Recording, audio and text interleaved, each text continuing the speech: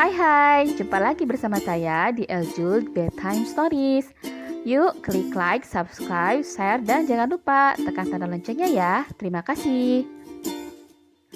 Lanjutan dari kisah Kekasihku Kembar karya Eli Yulianti, bab 13 yang berjudul Akhir dari Prasangka. Dokter Mila datang saat Haura sudah pindah ke kamar. Banyu mencoba membantu memapah, tetapi sorot mata tajam Haura menyurutkan niatnya. Ia hanya bisa mengikuti langkah gadis itu, berjaga-jaga di belakang. Tidak disangka pertemuan Haura dengan Naura malah berakibat fatal. Tidak apa-apa, cuma butuh istirahat dan tensinya agak rendah. Makan yang teratur, terus minum obatnya ya, ucap dokter Mila. Terima kasih dok. Banyu mengantarkan dokter keluar, kemudian pergi menebus resep di apotek terdekat. Sesampainya di rumah, Banyu membawakan makanan untuk Haura. Ia menepuk tangan halus itu pelan-pelan. Makan dulu, habis itu obatnya diminum. Ia meletakkan obat di nampan. Haura membuka matanya. Ia hanya terdiam. Air mata kembali menetes di pipinya. Aku gak tahu masalah apa yang terjadi antara kalian. Kupikir kamu bakal senang ketemu kakak kamu. Haura tidak juga bersuara, hanya isak yang terdengar. Riz, jangan nangis terus. Banyu mendekati Haura. Ia hampir tidak bisa menahan diri untuk memeluk sosok yang terlihat sangat rapuh di depannya. Haura bergeming. Akhirnya, Banyu beranjak meninggalkannya. Sepertinya gadis itu membutuhkan ruang dan waktu untuk dirinya sendiri. Banyu berdiri di depan pintu kamar sejenak sembari menyandarkan tubuh. Kedua tangannya menyugar rambut.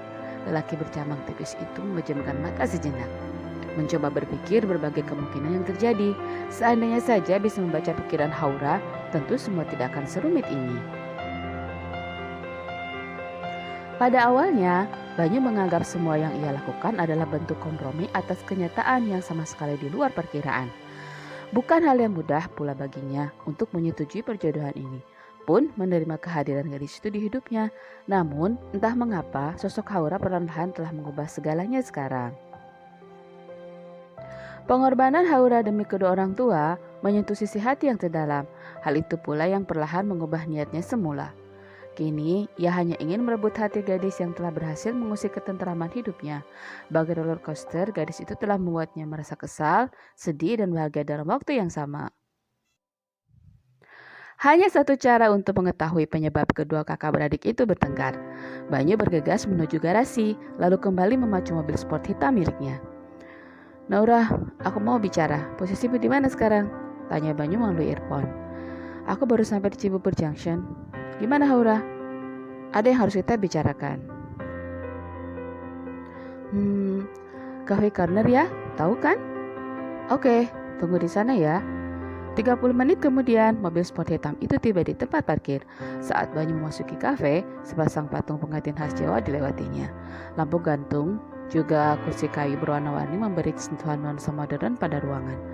Tampak kontras dengan hiasan barang antik seperti perkakas ceret dan gelas dari bahan seng yang dipajang pada ambalan di dinding. Beberapa kain batik dalam figura juga menghiasi ruangan. Kafe ini hampir setengahnya lebih mirip sebuah galeri. Pandangan Banyu terhenti pada gadis yang sedang duduk di kursi kayu dekat dinding kaca. Banyu menarik kursi di depannya. Sudah lama? Lumayan, kira-kira setengah jam yang lalu, jawab Naura. Sorry, Trims ya, udah nungguin aku. Apa yang ingin kamu bicarakan?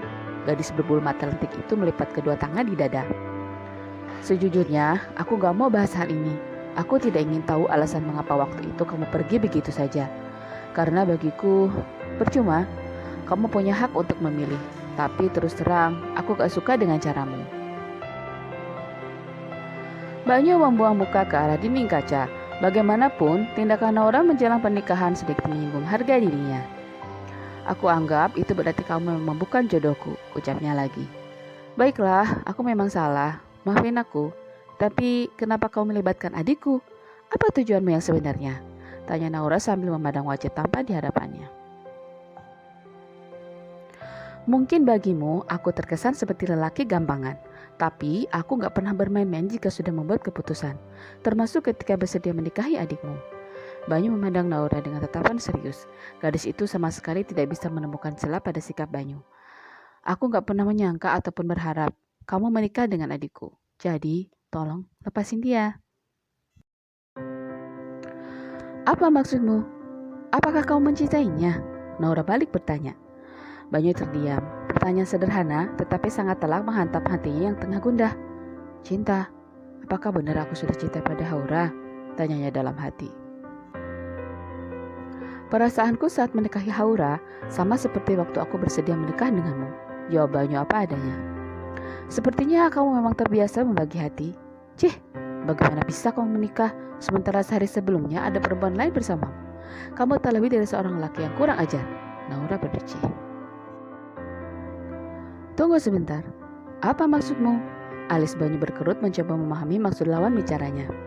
Gadis berambut panjang itu menarik napas, menahan kesal saat mengingat kembali kejadian di resort. Shannon kan namanya? Artis sinetron itu? Aku benar-benar gak menyangka kamu bisa sekotor itu mengajak perempuan lain di hotel sebelum pernikahan kita, ucap Naura berusaha mengendalikan emosi yang tiba-tiba saja kembali menyesakkan dada. Matanya berkaca-kaca. Banyu tertegun, dahinya berkerut mencoba mengingat-ingat. Astaga, kamu ada di sana? Mungkin Tuhan memang sengaja mengirim aku ke sana. Naura menunduk. Ia tidak ingin Banyu melihatnya menangis. Apa yang kamu lihat belum tentu sesuai dengan yang sebenarnya. Aku bukan bermaksud membela diri, tapi aku dan Shannon tidak seperti yang kamu duga. Hubungan kami bukan seperti itu. Kalian terlihat sangat mesra. Jangan membodohiku, tegas Naura. Gadis itu tidak percaya. Shannon sudah kuanggap seperti adik sendiri. Dia itu adiknya Kinan. Waktu itu kami kesana bertiga. Ada Kinan juga. Jadi, jemari tangan yang lembut itu menutupi wajah. Naura tidak bisa menyembunyikan rasa terkejut sekaligus malu karena telah berprasangka. Jadi itu yang kamu ceritakan sama Haura? Naura terdiam. Perkataan lelaki di hadapannya benar-benar di luar dugaan. Ia pun menunduk, merasa malu setelah tahu apa yang sesungguhnya terjadi. Sudahlah, gak apa-apa. Mungkin benar Tuhan mengirimkanmu saat itu agar aku bertemu dengan jodoh yang sesungguhnya. Wajah tanpa dosa di depannya sungguh membuat perasaan Naura tidak menentu. Gadis itu hanya bisa tertegun untuk waktu cukup lama. Sampai Banyu pamit lebih dulu. Percayalah, aku gak akan menyakiti adikmu, ucap Banyu sesaat sebelum beranjak menuju pintu. Naura hanya bisa memandang punggung lelaki itu semakin menjauh. Saat sosoknya hinggap dari pandangan, entah mengapa ia pun merasakan sesuatu tercerabut dari hatinya. Ia telah melewatkan seseorang seperti Banyu begitu saja. Bodohnya aku, mengapa Haura selalu mendapatkan yang terbaik? Naura menutup dirinya sendiri sebelum memutuskan untuk beranjak pergi. Hari menjelang sore saat Banyu tiba kembali di rumah. Ia segera menuju kamar mengambil amplop coklat pemberian Kinan di laci. Setelah membacanya beberapa saat, ia pun beranjak menuju kamar Haura. Dilihatnya gadis itu sedang duduk bersandar di ranjang. Bagaimana sekarang? Masih pusing? Banyu berdiri di samping ranjang. Haura hanya menggeleng. Syukurlah, besok aku akan mengajakmu menemui seseorang. Siapa lagi? Tanya Haura terdengar enggan. Adi, selesaikan urusanmu dengannya. Kenapa sih kamu gak lepasin aku aja? Gak semudah itu, Ra. Banyu menaruh kedua tangannya di saku.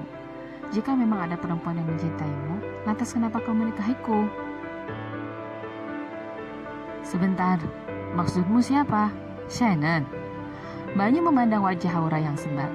Jangan-jangan kamu cemburu? Banyu pun terbahak-bahak. Tih, mana ada? Haura mengelak sambil melempar bantal ke arah Banyu. Semburat merah terlihat di pipi Haura, membuat Banyu semakin gemas untuk menggoda istrinya.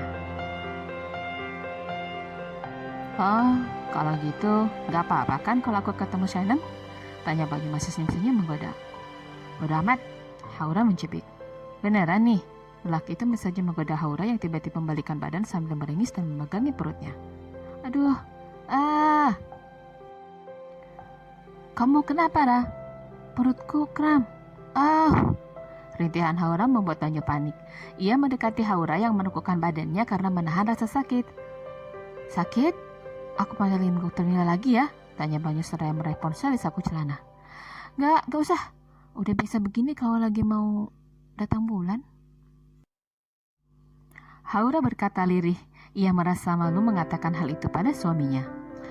Terus mesti diapain biar gak sakit? Aku ambilin obat ya. Boleh aku minta tolong belikan sesuatu? Apa itu? Haura memberi tanda agar Banyu mendekatinya, lalu mengatakan sesuatu dengan suara pelan. Oke deh, jawabannya singkat. Lelaki jangkung itu segera memacu mobilnya membelah jalan raya menuju minimarket terdekat. Beberapa saat ia tertegun di depan rak pembalut wanita, mencoba menebak-nebak mana kira-kira yang harus dibeli. Begitu banyak merek dan ukuran, ia raih ponsel untuk menghubungi Haura. Akan tetapi, ponsel di tangannya mati kehabisan baterai. Beberapa pengunjung perempuan yang berpapasan dengannya tersenyum simpul. Banyu tidak peduli. Secepat kilat, ia raih beberapa bungkus lalu segera beranjak menuju kasir. Mudah-mudahan ini benar, gumamnya. Ia juga meraih minuman khusus untuk datang bulan. Masih terdengar dua gadis di belakangnya berbisik-bisik. Padahal tidak pernah sekalipun ia melakukan hal itu, yaitu membeli kebutuhan pribadi seorang perempuan. Ia hanya berharap rasa sakit yang Haura alami segera menghilang. Sementara itu, Haura cekikikan sendiri di kamar. Sambung.